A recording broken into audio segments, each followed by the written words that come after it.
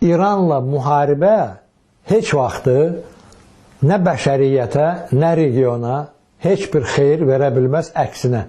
Olduqca böyük fəsadlara gətirib çıxara bilər. Məsələn, İrana münasibətdə Qərb bir şeyi nəzərə almalıdır. İranla, məsələn, Liviyanın və yaxud deməli, İraqın və yaxud hətta başqa ölkələrin də fərqi böyükdür. Çünki o ölkələrdə hakimiyyətlər dövlət çevrilişi nəticəsində peyda olublar. Amma İrandakı böyük inqilab olubdur, xalq inqilabı olubdur, İslam inqilabı olubdur. İranın hakimiyyəti xalq tərəfindən bəyənilib, seçilib və dəstəklənir. Baxmayaraq ki, İranda da müxtəlif problemlər var, onlar məlumdur. Amma bununla bərabər İran toparlı bir dövlətdir və axır illər İran sübut edib dünyaya ki, bu ölkə inkişaf edir. Həm iqtisadi baxımdan, həm elmi baxımdan. Yəni, İranda məsələn, bir çox məsələlər qonşu ölkələrdən artıq üstündür. Əvvəllər belə deyildi. Bu dəqiqə İran, məsələn, bütün region ölkələri üçün tibb məsələlərində deməli, aparıcı bir dövlətdir.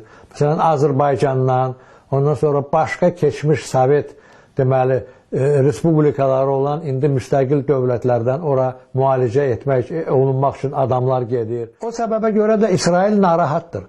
Məsələn, İran kimi bir dövlət inkişaf edən, mütəşəkkil, toparlı, böyük resurslara malik olan, neftə, qaza, başqa resurslara, böyük ərazidə yerləşən bir ölkə sözsüz ki, İsrail üçün təhlükədir.